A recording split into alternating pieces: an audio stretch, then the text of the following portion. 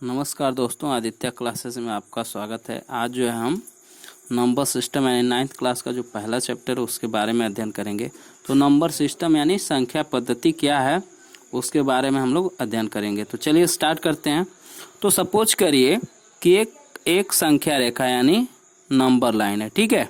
एक number line है और आपको पता है कि नंबर लाइन क्या होती है। नंबर लाइन वो लाइन होती है जिस पे हम संख्याओं को निरूपित करते हैं यानी रिप्रेजेंट करते हैं। रिप्रेजेंट समझ रहे हैं आप, रिप्रेजेंट करते हैं यानी दर्शाते हैं। तो बीच में आपका जो होता है वो शून्य होता है, जीरो होता है, ठीक है। और इसके राइट साइड में आप चलते जाएंगे तो धनात्मक संख्या होती है। इधर कौन सी संख्या हो गई, पॉजिटिव नंबर। कौन सी हो जाएगी, पॉजिटिव नंबर। इधर आपका जीरो के लेफ्ट में आपकी नेगेटिव नंबर होती है, ऋणात्मक संख्या होती है, ठीक है। तो आप इधर जाएंगे तो 1 2 3, अब आपका पॉजिटिव धनात्मक संख्या हो जाएगा। कहाँ तक हो जाएगा, अनंत तक यानी इन्फिनेटिव तक। अब उसी तरह आप इधर आ जाएंगे तो -1 लेफ्ट साइड में, जीरो के लेफ्ट साइड में आपका -1 -2 -3 और इन्फिनिट तक, ठीक है। अब जो है सपोज करिए कि आप जो है इस लाइन पे चलना प्रारंभ करते हैं, ठीक है, ठीक है।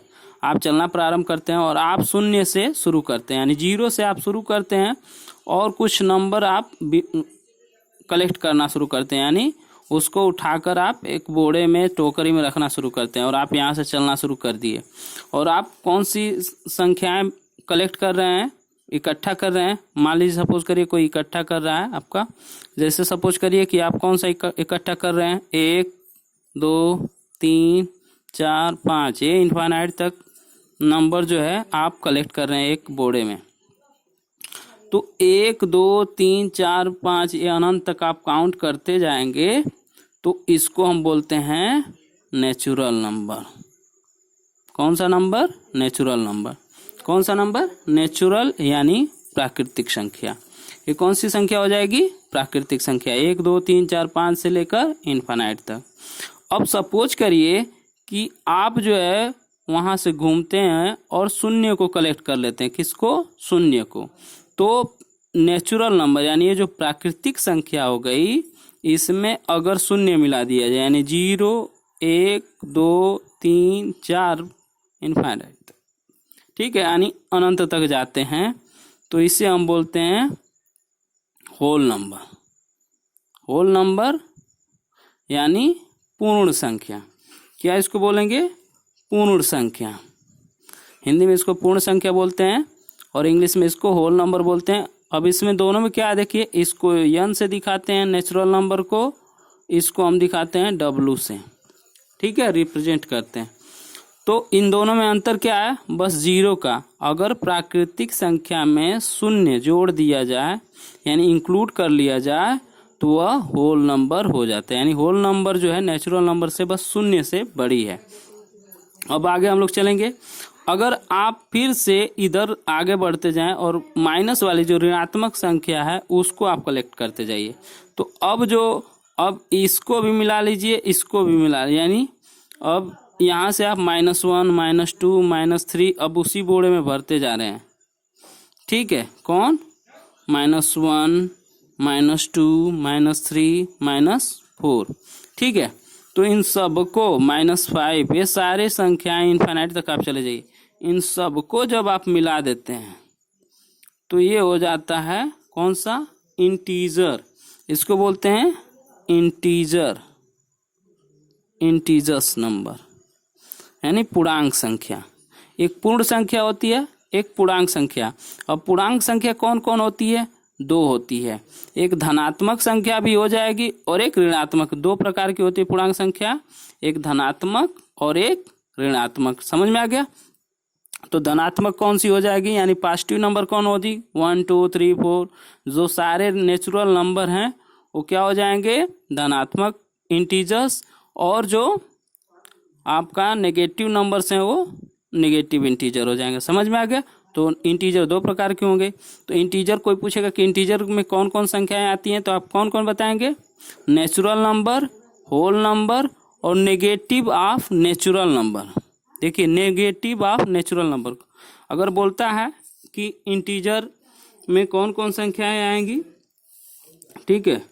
तो यानी ये जो पूर्णांक संख्या है, इसमें आपका कौन कौन आ जाएगा? Natural number plus whole number और माइनस ऑफ नेचुरल नंबर।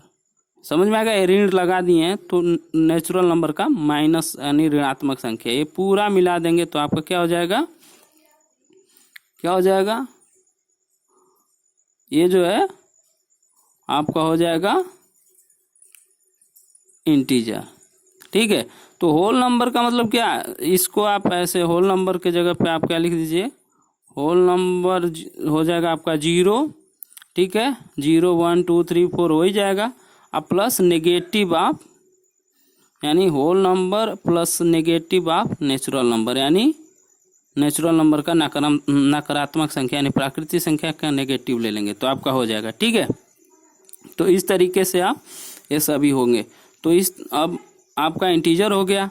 अब हम बात करते हैं इंटीजर के साथ जब आप और भी इस नंबर लाइन पे और भी ऐसी संख्याएं, ये तो सभी नंबर होंगे आप काउंट कर लिए। कुछ नंबर जो है इस फॉर्म में होंगी, बटे फॉर्म में यानी भिन्न के रूप में होती हैं, जैसे 1/2 1/3 5/4 यानी जो भी है 5/7। तो ये सारे नंबर जो होंगी ये भी इसी नंबर लाइन पे रिप्रेजेंट हैं और ये भी नंबर यहीं इसी के बीच में है। तो इन जब संख्याओं को आप लेते हैं तो इससे हम बोलते हैं रेशनल नंबर, यानी रेशनल नंबर। अब रेशनल नंबर क्या होता है? यानी परिमेय संख्या। वो हम लोग इसमें जो है इस चैप्टर में हम लोग पूरा अध्ययन करेंगे कि रेशनल नंबर क्या होता है। ठीक है। तो चलिए देखते हैं रेशनल नंबर क्या होता है, उसके बारे में देखते हैं। ठीक है। तो रेशनल नंबर यानी हम लोग बात करते हैं कि रेशनल नंबर क्या होती है, यानी परिमेय संख्या। परिमेय संख्या, परिमेय संख्या क्या हो जाएगी? यानी रेशनल नंबर वह संख्याएं जिनको हम P/Q के रूप में लिख सकते हैं, P/Q के रूप में लिख सकते हैं, और Q जो है वो उसका मान 0 नहीं होना चाहिए। ठीक है। तो उसे हम क्या बोलेंगे? रेशनल नंबर यानी परिमेय संख्या।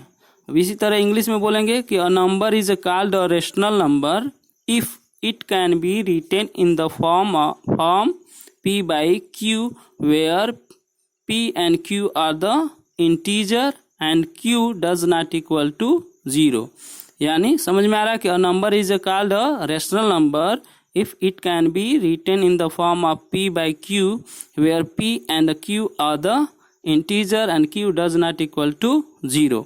तो ये आपको ध्यान रखना है कि अगर वह सभी संख्याएं जिनको हम P/Q के रूप में लिख सकें और Q का मान ये जो आपका डिनोमिनेटर है इसका मान 0 नहीं होना चाहिए। क्यों नहीं होना चाहिए ये हम बात करेंगे।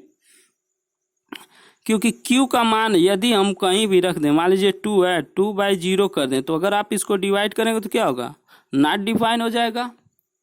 क्या हो जाएगा? नॉट डिफाइन होगा, और नॉट डिफाइन कोई संख्या नहीं है, इसीलिए Q का मान जो है वो 0 नहीं होना चाहिए। अब इसके साथ एक और कंडीशन है कि कोई भी नंबर ऐसा है कि हम उसको कब कहेंगे कि ये रेशनल नंबर है।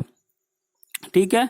तो किसी भी संख्या में ये जो आपकी नंबर होता है P और Q जो होता है वो क्या होते हैं? इंटीजर होते हैं। P और Q क्या है? इंटीजर और को प्राइम होते हैं, को प्राइम नंबर। तो को प्राइम नंबर क्या होता है? वो संख्याएं को प्राइम नंबर कहलाती हैं सअभाज्य संख्या जिनके बीच में जो उभयनिष्ठ गुणनखंड होते हैं यानी कॉमन फैक्टर जो होता है वो 1 होना चाहिए, यानी एक से अधिक कॉमन फैक्टर नहीं होना चाहिए। 3 और 4 इन दोनों में कॉमन फैक्टर क्या है? 1। तो ये आपके को प्राइम नंबर हैं। समझ में आ रहा है? तो वैसे ही जिनके बीच में कॉमन फैक्टर जो है क्या हो? 1 हो, तो उसे हम क्या बोलेंगे? को प्राइम नंबर। समझ में आ गया? तो कोई भी संख्या, अब जैसे कोई पूछ दिया कि क्या नेचुरल नंबर जो हैं सारी प्राकृतिक संख्याएं 1 2 3 4 5 ये क्या सारी प्राकृतिक संख्याएं जो हैं वह रेशनल नंबर हैं कि नहीं है? तो अब सोचिए कि क्या ये रेशनल नंबर है, यानी 1 को हम पी बाई क्यू के रूप में लिख सकते हैं कि नहीं? देखिए आप 1/1 लिख देंगे तो पी बाई क्यू के रूप में लिखी जा सकती हैं। तो इसलिए सारी प्राकृतिक संख्याएं जो हैं वो क्या हैं? रेशनल नंबर हैं। समझ में आ गया क्यों? क्योंकि सारी संख्याओं को आप बट्टे में डिनोमिनेटर 1 लिखकर पी बाई क्यू के रूप में लिख ले रहे हैं और इसलिए ये सारी प्राकृतिक संख्या है। अब क्वेश्चन उठता है कि क्या शून्य जो है, जीरो जो है वो रेशनल नंबर है कि नहीं? ठीक है, कि शून्य यानी जीरो जो है, क्या जीरो जो है रेशनल नंबर है? ठीक है, तो हाँ ये जीरो नंबर है। क्यों है? क्योंकि 0/1 हम लिख सकते हैं, 0/1 लिख सकते हैं। अब देखिए डिफिनीशन में क्या कहा गया है, परिभाषा में क्या कहा गया है कि कोई भी संख्या p/q के रूप में लिखी जानी चाहिए और q does not equal to 0 होना चाहिए, यानी q का मान शून्य नहीं होना चाहिए। देखिए यहाँ पे q का मान 0 है क्या? डिनोमिनेटर 0 नहीं है। और न्यूमरेटर के बारे में कहा गया है कि आप उसको कुछ भी लिख सकते हैं, तो यहाँ पे 0/1 लिखा गया है, तो इसका मतलब हुआ कि 0/1 जो है वह एक क्या है?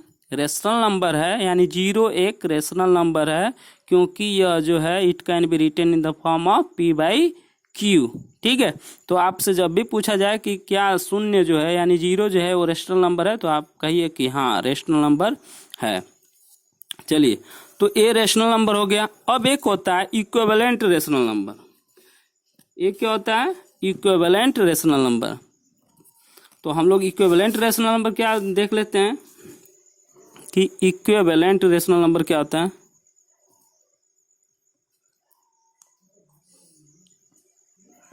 रेशनल नंबर, ठीक है, इक्विवेलेंट रेशनल नंबर। अब ये क्या होता है कि जो रेशनल नंबर होती है, जैसे मान लीजिए हम लिए 2/3 यानी 2/3 ले लिए, अब इसके बराबर और बहुत सारी संख्याएं हो सकती हैं। जैसे 2/3 में आप ऊपर नीचे 2 से गुणा कर दीजिए, न्यूमरेटर और डिनोमिनेटर, ये हो जाएगा आपका कितना? 4/6।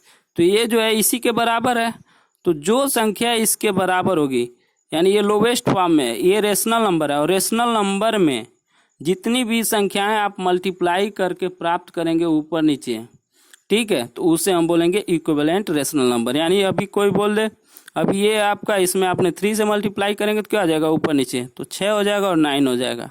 ठीक है, तो ये जो है इक्विवेलेंट रेशनल नंबर है किसके? 2/3 के। तो इक्विवेलेंट रेशनल नंबर समझ में आ गया। आप न्यूमरेटर और डिनोमिनेटर यानी अंश और हर में एक ही संख्या से गुणा करके आप बहुत सारे जो है मतलब अलग अलग संख्याओं से गुणा करके, लेकिन न्यूमरेटर और डिनोमिनेटर में एक ही संख्या से गुणा करना है। ठीक है, अलग, जैसे इसमें मैंने 2 से कर दिया ऊपर नीचे, इसमें आप 3 से करके फिर 4 से करके ऐसे इक्विवेलेंट रेशनल नंबर प्राप्त कर सकते हैं। ठीक है, अब बात करते हैं कि रेशनल नंबर आपने पढ़ लिया। अब रेशनल नंबर के बीच में जैसे आपको बताया गया है कि मान लीजिए कहा कि 3 find the rational number between 3 and 4, यानी 3 और 4 के बीच में, 4 के बीच में क्या फाइंड करना है आपको? रेशनल नंबर फाइंड करना है कि परिमेय संख्या ज्ञात करें। कितनी? 3, 4 जितने भी आपसे पूछ ले। ठीक है, तो एक मेथड जो आपको दिया गया, ध्यान से सुनिएगा, एक मेथड जो दिया गया है वो दिया गया है कि देखो बीच में निकालना है तो हमें क्या करना है? दोनों को जोड़ो, 2 से भाग दे दो सीधे सीधे, यानी इसको r मान लो, इसको यस मान लो, तो r + यस / 2। ठीक है, तो ये नियम लगाओगे तो बीच वाली संख्या आ जाएगी, तो आपका संख्या प्राप्त होगा। जैसे 3 और 4 के बीच में आपको संख्या प्राप्त करना है। ठीक है, तो 3 + 4 / 2, यानी दोनों संख्या को जोड़ के 2 से भाग दे देना है, तो आपको रेशनल नंबर मिल जाएगा। यानी कितना हो जाएगा? 7/2 यानी 7/2 आपका आ गया। तो एक रेशनल नंबर आ गया। तो रेशनल नंबर किसके बीच में है? 3, 7/2 और 4। अगर आपको और फाइंड करना है तो इन दोनों को जोड़ लो, 3/3 + 7/2। अब इसमें भाग देना है किससे? 2 से। ठीक है, 2 से आपको भाग देना है। ठीक है, तो 2 से आप भाग दे दीजिए। तो आप इसको पहले ऐड कर लीजिए, तो कितना होगा? 2 × 6 और 7 कितना हो जाएगा? 13/2 / 2 यानी 13/4। ठीक है, तो ये संख्या आपकी आ गई कितना? 3, 13/4, 7/2 और 4। तो ऐसे ही आप दोनों को जोड़कर 2 से भाग देकर बहुत सारी संख्याएं 3 और 4 के बीच में निकाल सकते हैं। एक तो एक मेथड ये हो गया, ठीक है। अगर वीडियो आपको अच्छी लगती है तो प्लीज़ लाइक करिए, चैनल को सब्सक्राइब कर लीजिए ताकि आपको अगली वीडियो मिलती रहे, ठीक है। तो चलिए, अब ये तो रहा, आप देखिए कि दो संख्याओं के बीच में इनफाइनाइट नंबर ऑफ जो है रेशनल नंबर होती हैं, यानी जो है कितनी संख्याएं होंगी, अपरिमित संख्याएं होती हैं, यानी अनंत संख्याएं 3 और 4 के बीच में होती हैं, यानी दो संख्याओं के बीच में बहुत जो है infinite number of rational number होती हैं, ठीक है। तो एक मेथड तो ये हो गया।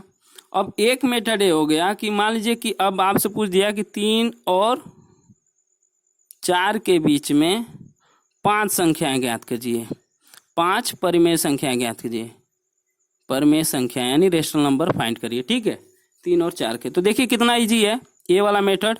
दूसरा वाला मेथड आपको क्या करना है कि इसका डिनोमिनेटर दोनों का बराबर करना है, यानी ये 5 ज्ञात करना है आपको ना, तो आप 6 से इन दोनों में ऊपर नीचे, मान लीजिए इसके नीचे 1 लिख लीजिए, इसके नीचे 1, आप कॉमन, जैसे मैं ऊपर नीचे 6 से गुणा कर दूं, ठीक है।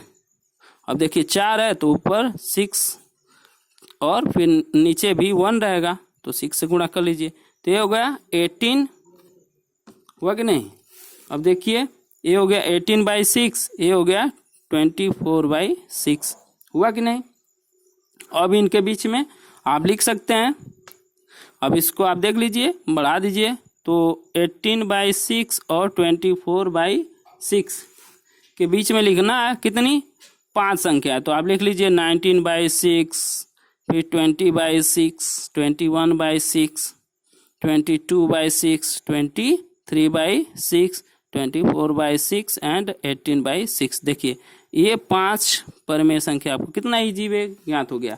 तो इस तरीके से आप आसानी से भी ज्ञात कर सकते हो, समझ में आ गया। ये मेथड आपको बहुत इजी है, इस मेथड से आप ज्ञात कर सकते हैं, ठीक है।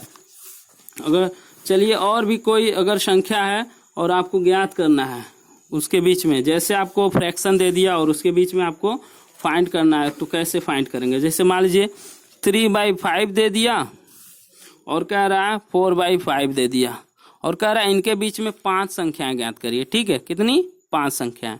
तो आपको क्या करना है, बस आपको ध्यान रखना है कि इन दोनों का जो डिनोमिनेटर है उन दोनों का सेम होना चाहिए, बड़ा, ठीक है, बड़ा करना है हमें बड़ा। तो इसका तो 5 है ऑलरेडी।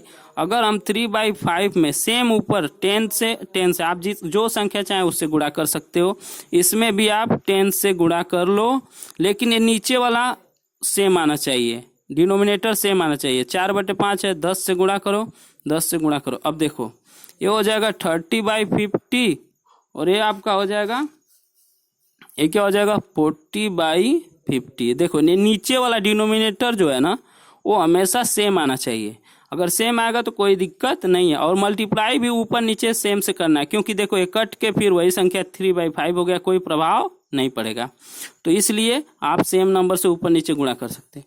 अब इनके बीच में आप लिख लो जितना लिखना है, 31/50, 32/50, फिर 33/50 लिख लोगे।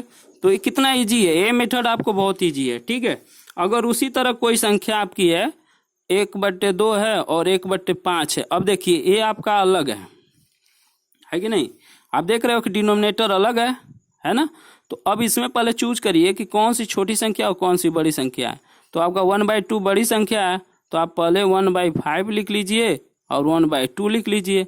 अब दोनों का एलसीएम निकाल लीजिए, या आपको ऐसे संख्या से मल्टीप्लाई करना है जो इनका दोनों नीचे जो डिनोमिनेटर हो वो सेम हो जाए, ठीक है। तो सपोज करिए कि आप जो है इसमें आपने गुणा कर दिया किससे, 2 से, तो हमने 2 से गुणा किया तो ये हो जाएगा 5 × 2। और इसमें भी आपने, अब देखो नीचे 10 आ रहा है तो हमें यहाँ पे भी 10 लाना है, तो 1/2 में कितना गुणा करेंगे, 5 से और 5 से। तो ये देखिए 2/10 हो गया और ये हो गया 5/10, हुआ कि नहीं। अब इसके बीच में आप लिख लीजिए। अब जितना आपको जितनी संख्याएं चाहेंगी उतने बड़े बड़े संख्याओं से आप गुणा करके बराबर कर सकते हैं। जैसे इनके बीच में आप लिख सकते हो कितना, अब 2 और 5 के बीच में लिख लो तो कितना हो जाएगा, 3/10 4/10 हो गया कि नहीं, 2 संख्या मिल गई। ऐसे ही अगर हमें 10 संख्या ज्ञात करना है तो हम और बड़ी संख्या से गुणा कर लेंगे, इन्हीं दोनों में गुणा कर लीजिए, आपका आ जाएगा। जैसे आप एलसीएम दोनों का निकाल लीजिए, एलसीएम दोनों का कितना आ जाएगा 10, तो आपको 10 बैलेंस कर लेना है, उसके बाद गुणा करते लिखते चले जाना है। इसमें आप 20 से गुणा कर ले, 20 से ऊपर नीचे गुणा कर दीजिए, आ जाएगा। तो ये नीचे आपको मेन टारगेट है डिनोमिनेटर सेम करना है, ठीक है, और डिनोमिनेटर सेम रहेगा तो आप लिख सकते हो। अगर वीडियो आपको अच्छी लगती है तो प्लीज़ लाइक करिए चैनल को, और चैनल को सब्सक्राइब करिए, बेल आइकन को दबा लीजिए ताकि आपको अगली नोटिफिकेशन मिलती रहे, ठीक है। तो ये वीडियो यहीं पे समाप्त होती है। अगली वीडियो के लिए आप प्लीज़ चैनल को देखते रहिए। Thank you for watching the video. Have a nice day.